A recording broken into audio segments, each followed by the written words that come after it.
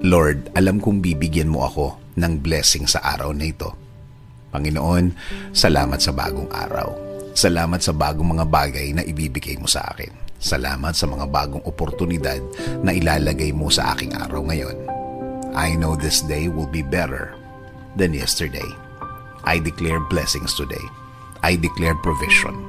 I declare healing today para sa akin at sa aking mahal sa buhay. Alam ko na kapag kayo ang kasama namin, Lord, things will be okay. Alam namin na magiging tama at tahimik ang lahat. Alam din namin na kasama namin ang proteksyon sa araw na ito. Proteksyon sa mga bagay na gagawa ng problema sa aming buhay. Sa mga taong walang alam gawin, kundi mang-istorbo ng kapwa nila at gumawa ng mga kwentong imbento nila. Panginoon, turuan niyo akong maging kalmado sa harap ng mga taong ito. Give me the blessing of self-control. Panatilihin yung tahimik at relax ng aking puso at isip sa harap ng mga problemang ginawa ng mga taong ito. Alam kong nakikita at naririnig nyo ang lahat ng trabaho ng mga taong ito. Alam kong binabantayan nyo ang lahat ng mga gawa nila. At alam kong igaganti nyo ako sa mga taong ito. At alam kong may timing nyo ang lahat. Sa ngayon, sa araw na ito, ako magko-concentrate. Sa araw na ito ako magfo-focus. Alam kong marireceive ko ngayon ang inyong kabutihan. Alam kong aalagaan niyo ako sa araw na ito. At alam kong mararamdaman ko ulit ang inyong blessings ngayon.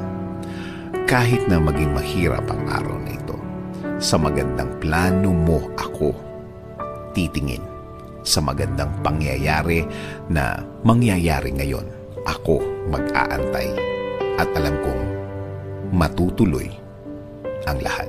Alam ko, Lord, na kahit na ano ang sitwasyon, kahit na ano ang mangyari, matutuloy ang plano mo sa akin. Kahit na sino pa ang humarang, kahit sino pa ang kumontra, wala silang magagawa, wala silang pagkontrang maipaplano. Kaya Lord, please continue leading my life. Ikaw na po ang magbigay ng direksyon sa aking buhay.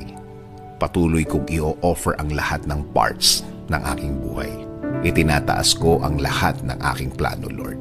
Ikaw na ang bahala sa akin at sa aking pamilya. Panginoon, ipinagdadasal ko din ang aking bayan, Lord. Ikaw na din ang mag-alaga at magbigay ng guidance para sa aming bansa. Ikaw na din ang magbigay ng wisdom para sa lahat ng aming leader sa bansa.